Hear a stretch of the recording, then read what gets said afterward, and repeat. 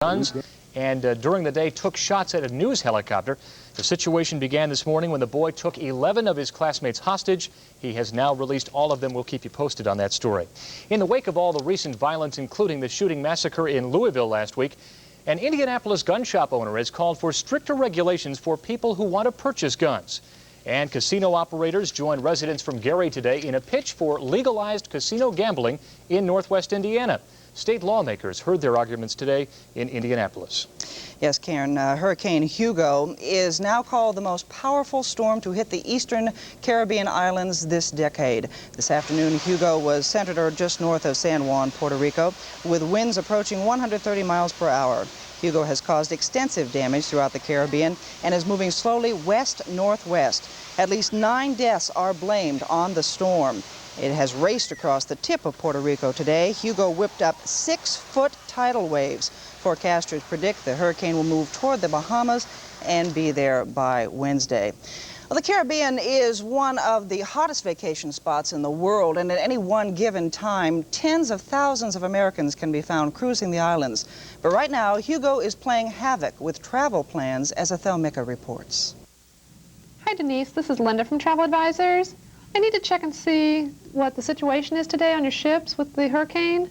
Linda Myers, like many other travel agents, is very concerned about the destruction Hugo is causing in the Caribbean.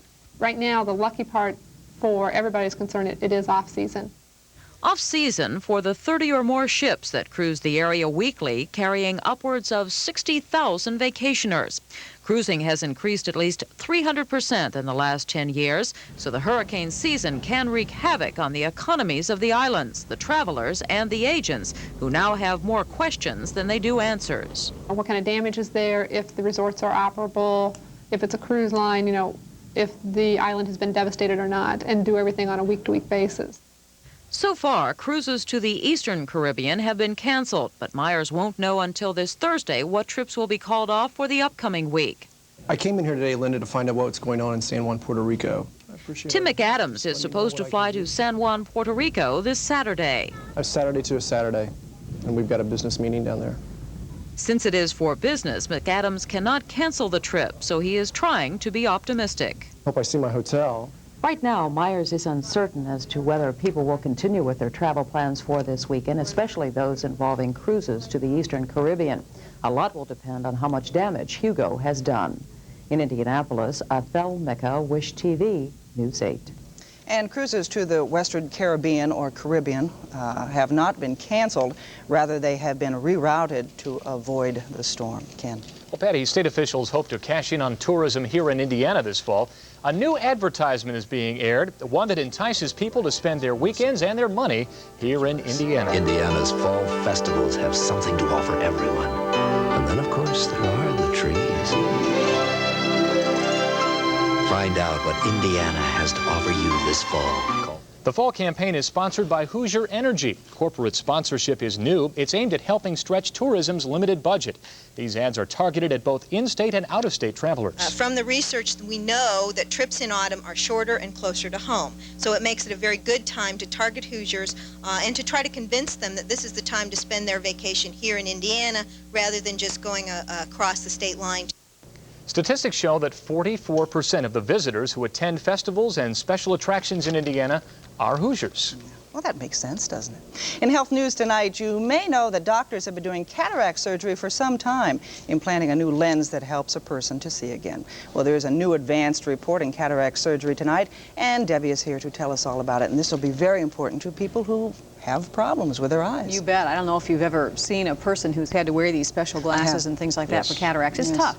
Well, the news is doctors at Methodist Hospital implanted a lens into a woman's eye today that can focus both near and far. Up to now, those lenses could only focus on objects far away.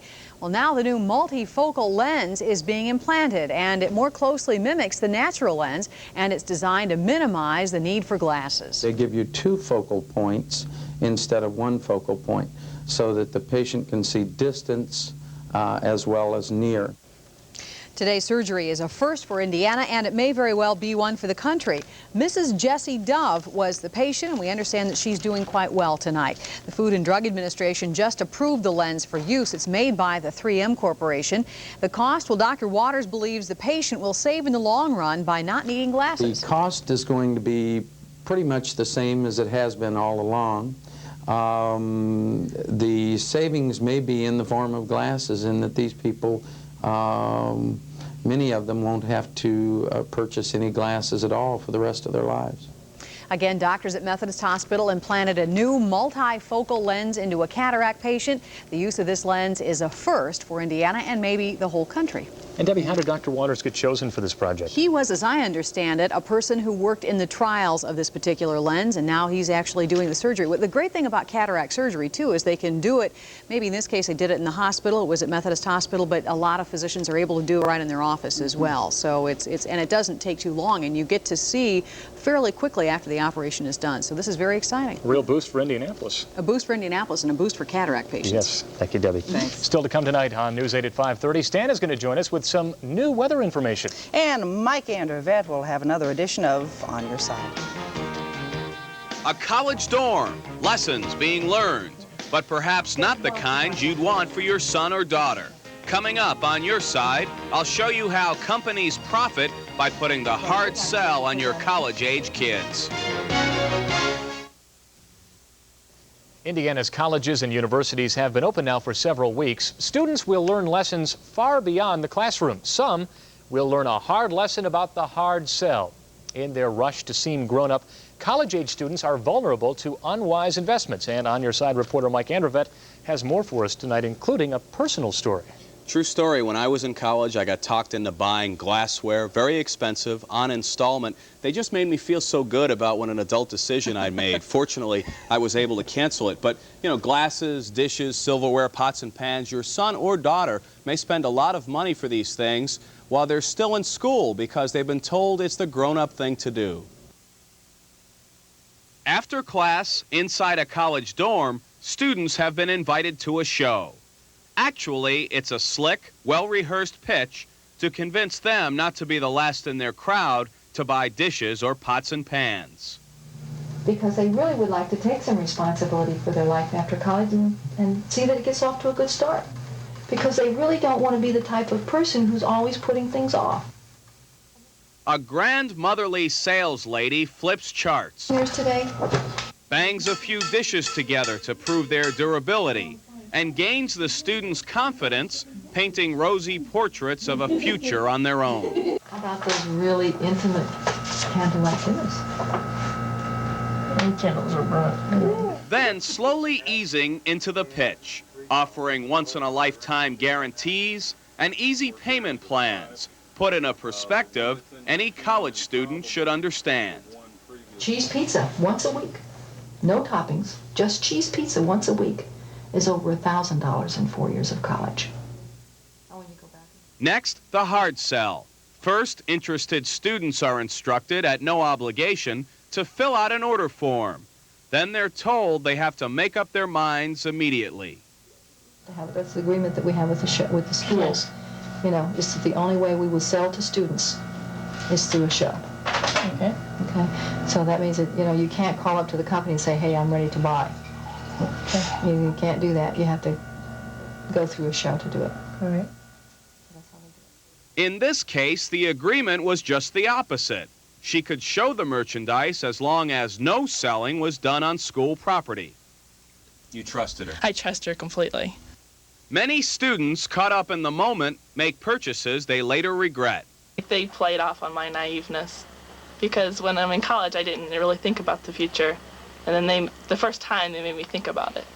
State authorities are now investigating on-campus sales companies. Their concern is that these companies are not spelling out just how much students are paying in installments that can continue until well after they're out of school. And we're talking anywhere from $400 or $500 to several $1,000s. That is a long time. Can the universities, money. yes, can the universities do anything to prevent these people from coming on campus? So far, no, and this is an issue that's gone to the courts, and it's a free speech question. The companies say that they're merely soliciting, and that right is protected by the First Amendment. The universities say we have a right to protect our students. The point of this of what we just showed you, this tape, this hidden camera tape, is I wanted parents and students to see how these techniques are used and how they puff you up into thinking, I'm an adult, I can make these decisions. When someone approaches you while you're still in college and says, spend a lot of money, talk to your parents first. A lot of preparations for college life today, huh? Things you never expect. Yeah, thank you, Mike. Talk to your parents about money. They'll say no right away. Coming up now, Mike Ahern is standing by in the newsroom for an update on tonight's 6 o'clock news. Mike. Yes, Patty, and we do have late developments in that hostage case down in Kentucky. A boy who is now described as a 17-year-old high school senior has released all of his hostages. He was holding 3 students at last report. He has released them all unharmed now, but the boy, who is well armed, is still inside that schoolhouse. So we'll have more on the story at 6 o'clock.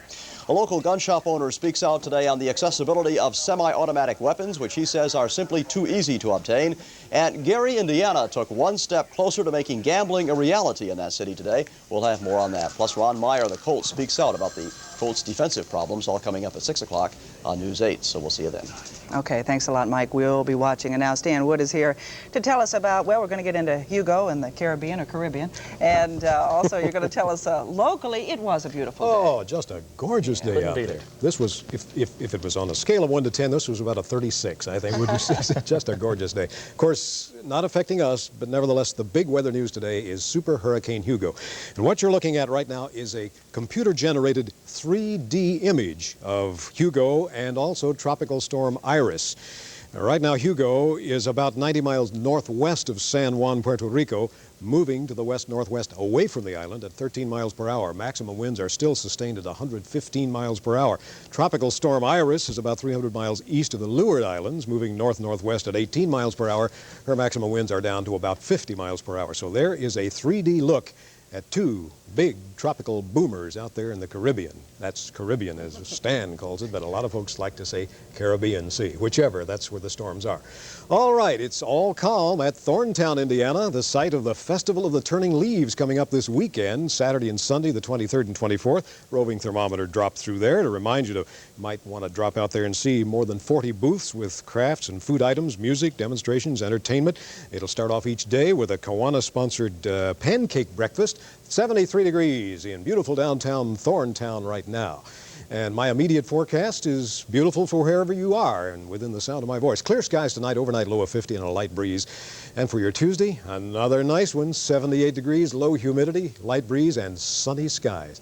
You know, if I could bottle that, I think I could retire early. I think you probably could. There's a trace of fall in the air, though. Just a trace. Don't you love it? It's great. I like it. Got my jacket on. I'm ready. Yeah, thank you, Stan. Well, still to come tonight on 5:30's, the 5:30 edition of News 8. That's a mouthful, isn't it? We'll meet another Indiana zone. Just don't say Caribbean. Caribbean. Tonight, the story of some firemen who started their own restaurant.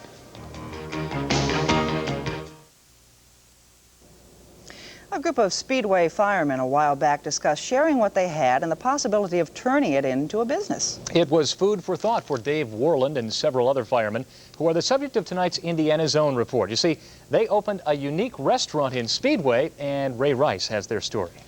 Thank you. I'll get you some ketchup. Okay. It's called the Firehouse 4 Restaurant, which opened for business last April.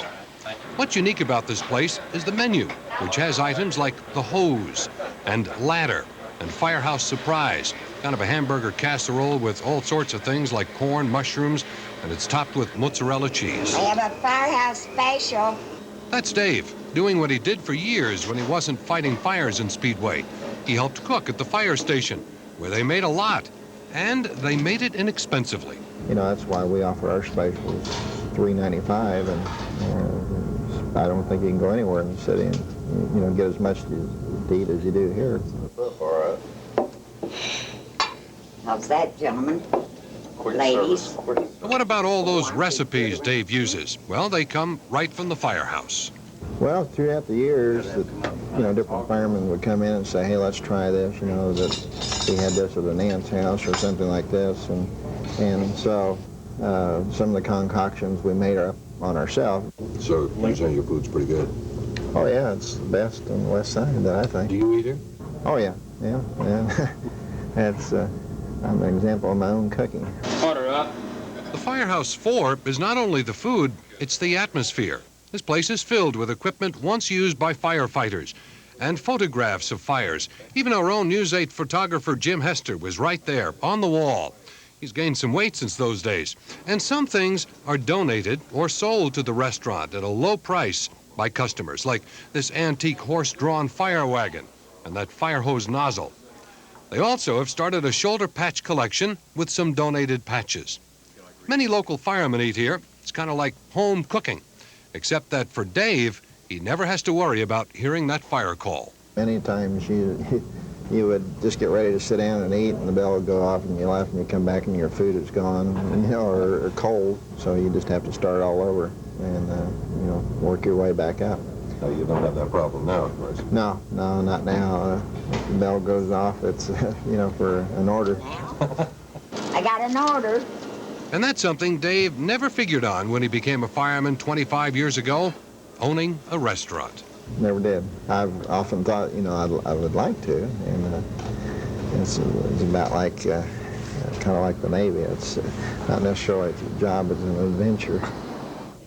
Interesting footnote to the story. When the restaurant first opened in April, the real Firehouse 4 got a bunch of phone calls from people who wanted to know about the menu instead of reporting fires, because it was a real fire station. I was just wondering if they ever have a, 3-alarm chili? They should have that at the fire. I've had 5-alarm chili a few times. Keeps you out of work for a few days. We'll leave it at that. Yeah, we will. Yes, we will. Coming up, she's been called pretty and perky. Mary Hart is the cover girl of Entertainment Tonight, and I'll talk to her about the show and her own changes. And her legs, I guess you talked to her about her legs today. Also, we'll have some tragic news from the entertainment world today, so stay with us. We have some sad news in our People segment tonight. Jay Stewart, the announcer for TV's popular Let's Make a Deal show, has committed suicide. He was found Sunday afternoon in Los Angeles, the victim of a self-inflicted gunshot wound. Jay Stewart was a native of Indianapolis, and he was 71 years old. And 24-year-old Stephen Stainer was killed this weekend in a motorcycle accident. Stainer was abducted when he was just 7 and was forced to grow up as a victim of physical and sexual abuse. His story was the subject of a mini-series called I Know My First Name is Stephen. Meanwhile, the trial of Zsa Zsa Gabor continues, but she's being quiet. After the judge got tired of hearing her comments on the nightly news, he issued a gag order. But not before she said that the officer involved in her case is, quote, gorgeous and sexy, but dumb. Oh, Zsa Zsa. Well, she's been with E.T. since 1982, not Zsa Zsa in this case. Mary Hart has become almost as much of a celebrity as the people she covers. I spoke with her today by satellite and asked her how the show has changed her. I produced an exercise video along with Avon last spring, and that has done extremely well. We're talking about Volume 2 now. But I also was on stage performing all over the country last year, and that has been slowed down only because I got married in April. That's right, and, that's right. So life has changed a lot. A lot. A whole lot. Is it true that your legs are insured? My manager, Jay Bernstein, did that a couple of years ago in response to People magazine calling up one day and saying, look, we know you're getting a lot of protest mail because they put up a glass desk or a plexiglass desk and we can't see your legs. And somehow they found out about it. And, that's what people ask me about all the time now. Isn't it's that very funny? Peculiar. So they are insured, or was it a publicity stunt, sort of? No, well, a combination thereof, really. He did that and then told me about it because it would have been terribly embarrassing. It's not something I ever would have done on my own. Well, it's interesting because at times I have to sit when there's no desk in front of me, and I try to we all talk about the Mary Hart way to cross your legs. You've developed quite a style here. We're all trying to emulate it a little bit. But you know what? It works, doesn't it? Well, it's tough to get the circulation going after a while. If you sit there that long, it can be a little difficult. Mary, I want to talk to you about tonight, something that's coming up. We're talking about it here in the newsroom. You're doing a story on Entertainment Tonight about Michael Jackson and Diana Ross. Could you explain briefly? Well, along with our Emmy coverage, of course, from last night's Emmys, we are doing an inside story tonight on the unauthorized biography of Diana Ross, which there have been leaks about it all along, but we have exclusive material, and it talks about how Diana was very upset as Michael tried to look more and more like her. Now, this is according to the author, and I think you'll find it most interesting. But you'll have to wait until 11:35 tonight to see it. That's when Entertainment Tonight is on Channel 8. How about that? We're not all emulating the Mary Hart style, you know? No. Not yet, anyway. I don't know, maybe you should. No, not me. Maybe you. I also, Entertainment Tonight started on just 100 stations, and now it's all over the country, matter of fact, all across the world. So. And some said it wouldn't last. Yeah, that's what they say about a lot of things. They sure do. It's time to throw it to Mike and Debbie and see what's happening at 6 o'clock, folks. Okay, Ken, Patty, thanks very much. Coming up on News 8 at 6 o'clock, Debbie and I will have these stories for you. It is called one of the most powerful storms in 10 years. Hurricane Hugo battering Puerto Rico today. We'll have the latest on casualties and damage and where the storm may be headed next. And local radio operators are being asked to find out information, if possible, from the damaged areas. I'm Neil Moore. A live report is coming up. Also tonight, we'll go live by satellite to Kentucky, where a high school student has just released 3 classmates who he had been holding hostage. And here you're looking at a local gun dealer who's going to make his point tonight about the sale of semi-automatic weapons. We'll hear what he has to say. In sports, the Colts' Ron Meyer talks about how to get his team untracked after 2 early season losses. I'm Stan the weatherman. For them, a hurricane. For us, happy high pressure. And my forecast is coming up soon. Those stories and more next on News 8 at 6 o'clock.